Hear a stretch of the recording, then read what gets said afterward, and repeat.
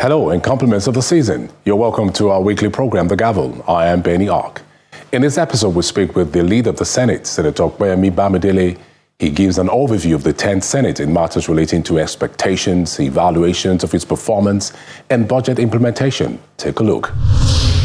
For some of us, the truth is, when it comes to executive and legislative interaction, this is not the time to grandstand. What a lot of people, or what some people expect to see, is sheer grandstanding. You get up on the floor of the Senate or the House of Reps and say all manners of things, as much as you can lambast the executive arm of government, and they bring in their bills, you throw the bills back at them, they bring in the budget, you do everything to make it look as if it's a budget that cannot work. Where you have reasons to do that, you do it. But the truth about it is primarily we're all engaged in a situation now where we're trying to say, how can we make this country work? What do we have to do to ensure that the entire roof does not collapse on our heads? It's no longer about who is right and who is wrong. It's no longer about us, that's politicians or people who are privileged to be in government, in whichever arm of government. It's not about our people. It's not about our economy. It's not about how we can make things work. How do we fix this economy? How do we ensure that we give hope back to Nigerians?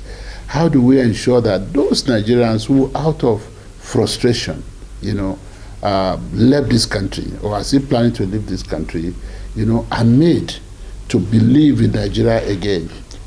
These are the issues for us. And the best way to achieve our desire in this regard is not by confronting the executive arm of government.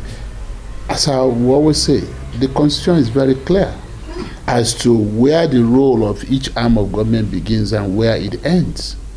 But mind you, that same Constitution that provides clearly for separation of powers also makes adequate provision, for checks and balances and for collaboration. You have an executive arm of government that is the spending authority, but that is not the approving authority. And that's where the parliament comes in. Even the money that will be spent by the parliament will be proposed and initiated by the executive arm in its budget. You have a judicial arm of government that is in a position to shut down laws made by the legislative arm of government because they have reason to believe that such a law cannot work or cannot stand the test of time. And it's for the parliament to either go by that case law decision or go back into the chamber to reenact the law. So you have all these checks and balances in place. And as far as I'm concerned, they're working. But what some people just want to see is, like I said, grandstanding, which is not what we need today. Now, when you talk about collaboration, I was a member of the 9th Senate. We were called rubber stamps for this same similar reason. Now, we were rubber stamped, but we achieved a lot. All manners of legislation, very significant legislation, that had been pending for several assemblies, some from the 4th Assembly up to the 9th Assembly. And those parliament couldn't pass them. We passed them.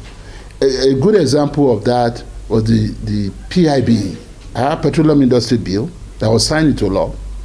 And with Petroleum Industry Act today, that was passed by the National Assembly, in the 9th Assembly, you now have a legal framework that governs the oil and gas regime, that brings us closer to global best practice standard, that makes, practices within the oil and gas industry predictable, and investors can relate better to what we are doing in that industry. We were meant to be rubber stamps. As rubber stamp assembly, we were able to also break the jinx of not being able to pass national budget until May or sometimes June of a new year. We were able to bring it to a situation where before the last day of December of every year, consistently for 4 years, we were able to pass the appropriation bill. And by the 1st of January, the president will sign into law, and we made the budget cycle again predictable from January to December. Building on that, a lot of people, I mean, that's the collation of thoughts that we've got, say this process is just being done in such a hurry so that we can maintain the January to December cycle. So isn't this hurting Nigerians? For instance, the way we need to see the budget leaning more towards solving critical issues, like poverty, which is quite endemic and all that. Maybe we might not see things like that. There's nothing we are doing now that is unusual. If the budget had been laid earlier, all right, maybe by now we'll be done working on it. But could the budget have been laid earlier? My question would be probably no, because this is the first budget of an administration that came into office mid-year. A budget process commences in January, at the beginning of the year. Just as you are implementing a new budget, you're also beginning to see what you left out, in that budgeting process that ought to have been captured, and you are taking note of that. Month by month, you see the shortfall, and you are trying to capture that. So that by September, when you are holding bilateral talks, in the various agencies, you already know, where you have done well and where, you are lacking behind. And you are putting all of this together. Or maybe by October, you come lay your budget proposal before the parliament. But like I said, this is a new administration that started mid-year. And what's important is that they brought the budget. And as of the time the budget was laid, we also ask ourselves the critical question as a parliament: could we be able to pass this budget and sustain the January to December budget cycle? Our answer was in the affirmative. And how did we intend to achieve that? First, we came to a conclusion that rather than make an agency first appear before the Senate, and then the following day or 2 days after, we're also going to appear before a similar committee in the House of Reps for budget defense, we should collapse the two together.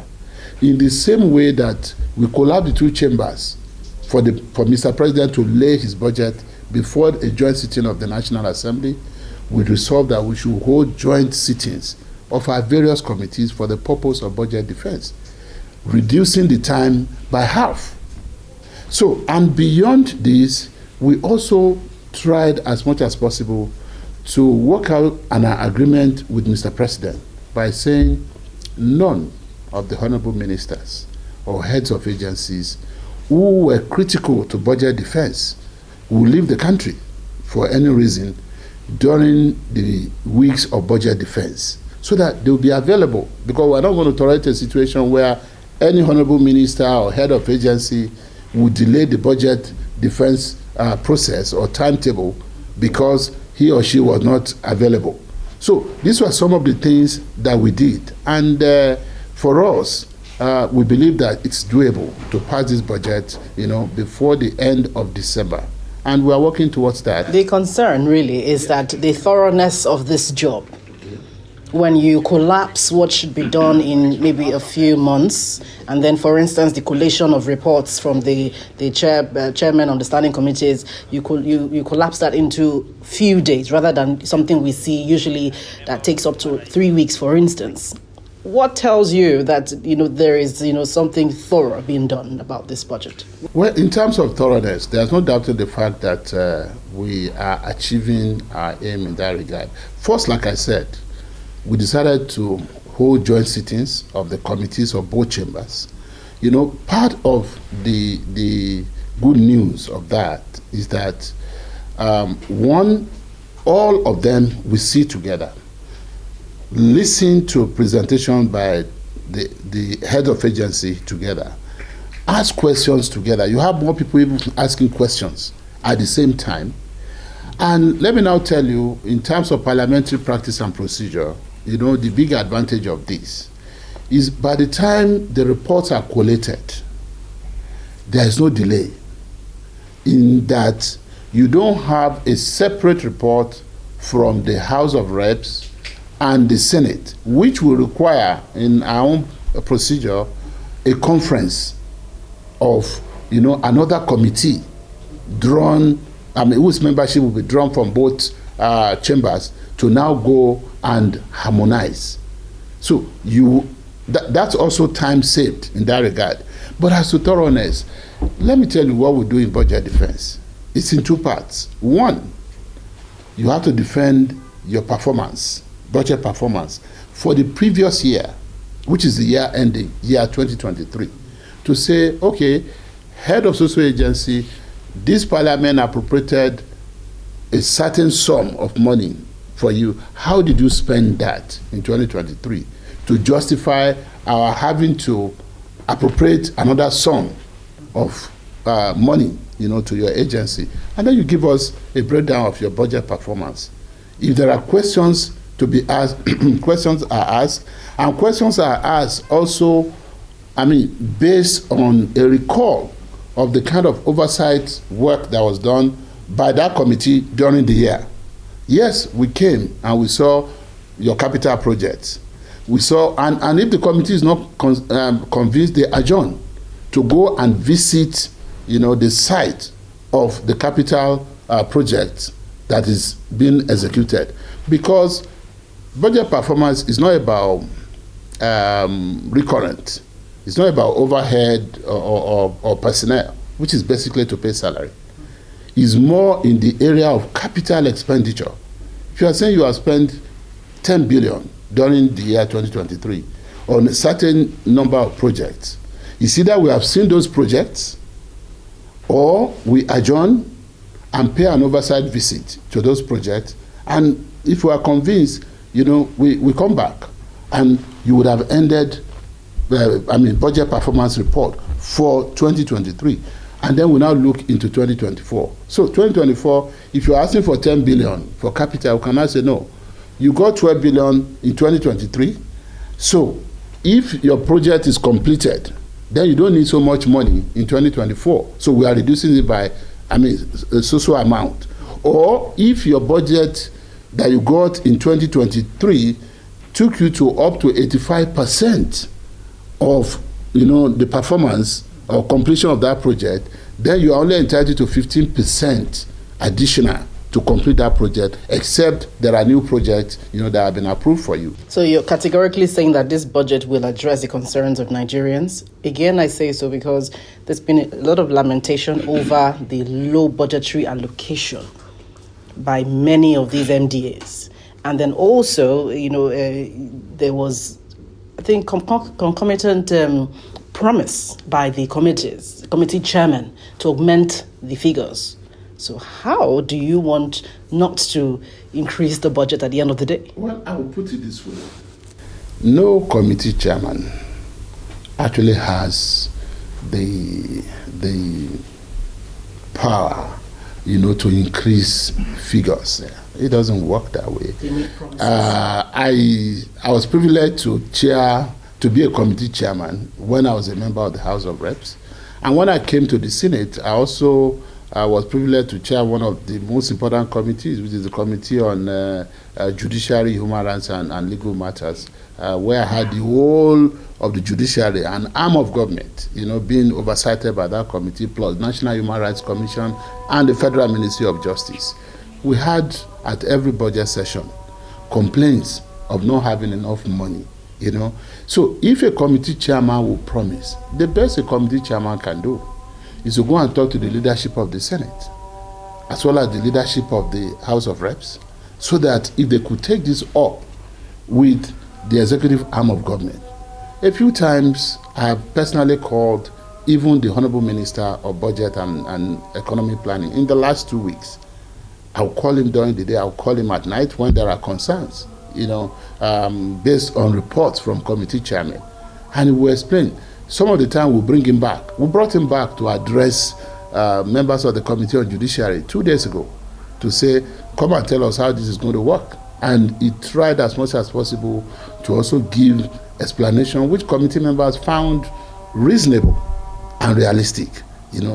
So when committee chairmen promise, it's not as if they can on their own. If you do that, that's what is called budget padding. It makes the budget unimplementable, because budget proposals, are estimates drawn based on anticipation of the amount of income that will be coming in. Again, based on the assurances, and capacities of income generating agencies. So it's not something that, anybody can sit down in Parliament and begin to promise that you are going to increase. But of course, virtually every agency comes to Parliament to ask, for help in that regard. But whether or not enough money had been given to various agencies is another issue. The budget that we have this year is bigger than the budget that we had last year or in the years before. Again, does that mean there's enough money for every sector? No. Is there disharmony in the Senate? No. There's word, that there are talks here and there. Some factions are disenchanted with the operations, particularly when committees were moved around. And then some people want to unseat the president of the Senate. I'm sure you know many of what I'm talking about. Well, my dear sister, I'll put it this way. As it is said in Latin, tot hominem, tot sentimental. There are as many opinions as there are people. And this is a parliament. It's a parliament that is very unique in that for the first time, you have 7 political parties producing the membership of the Senate alone. And then, of course, same story in the House of Reps. And we cannot expect that we'll have 109 eminent Nigerians together under the same roof, on the same red carpet, and you won't have moments of disagreement. We disagree to agree. That's the truth about it. Some people will also have things that they feel ideologically, this is not progressive enough, or this is not what I want to see, or somebody will bring a motion that some other people will not really feel is deserving of their support. So there'll be different things.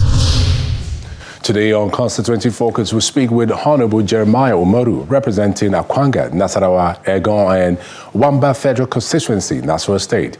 He speaks on his goals as it affects his constituents.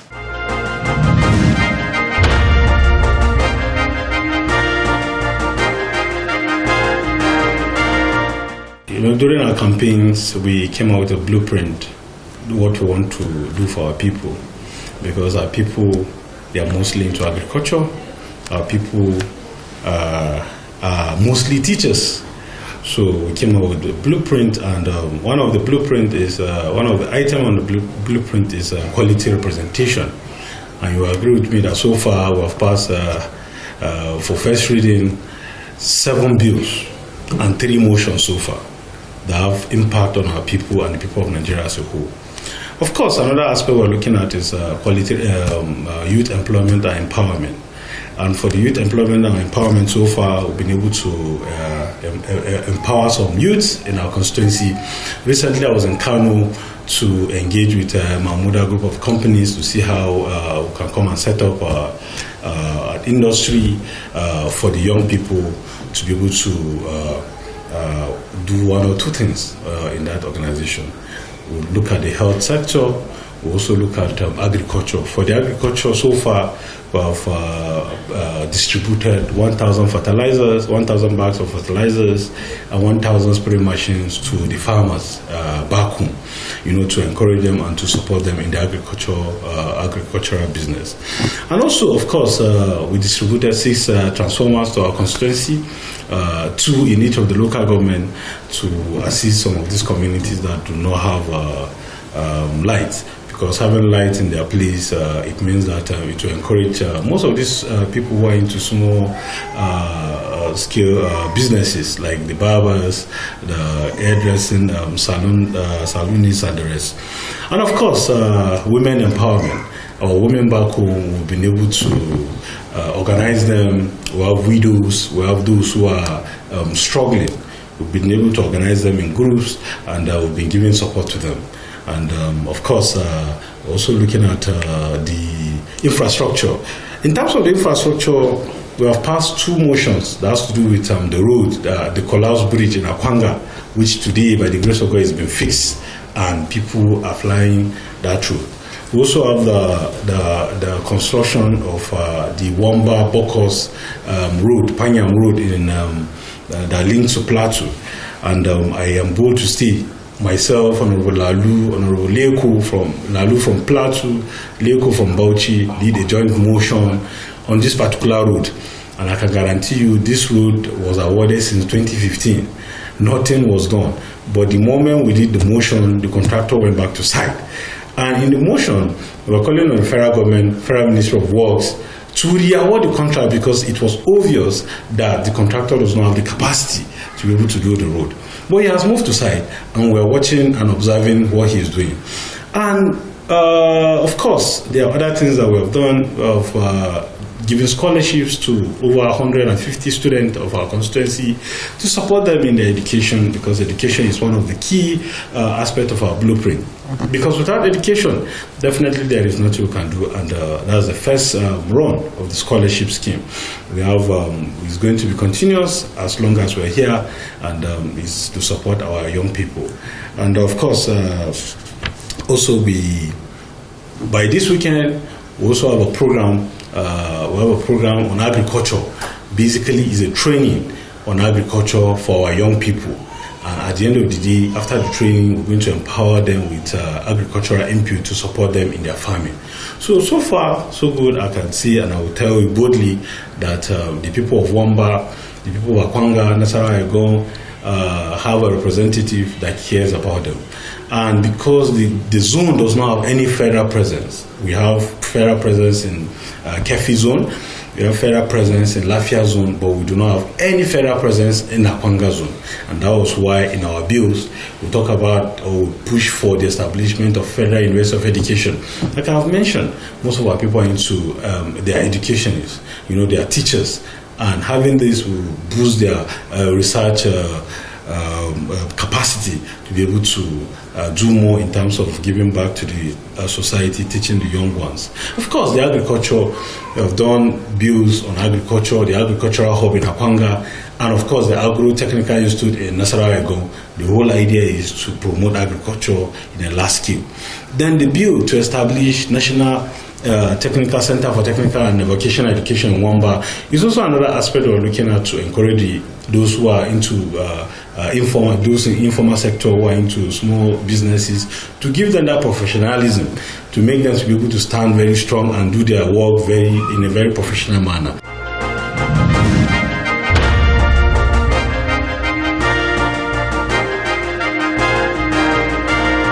That's our time on the program this week. We would love to hear from you. Send us an email at thegavel@channelstv.com. Until the Gavel comes your way next week, same time, here is wishing you and yours a happy new year. I am Benny Ark. Be well.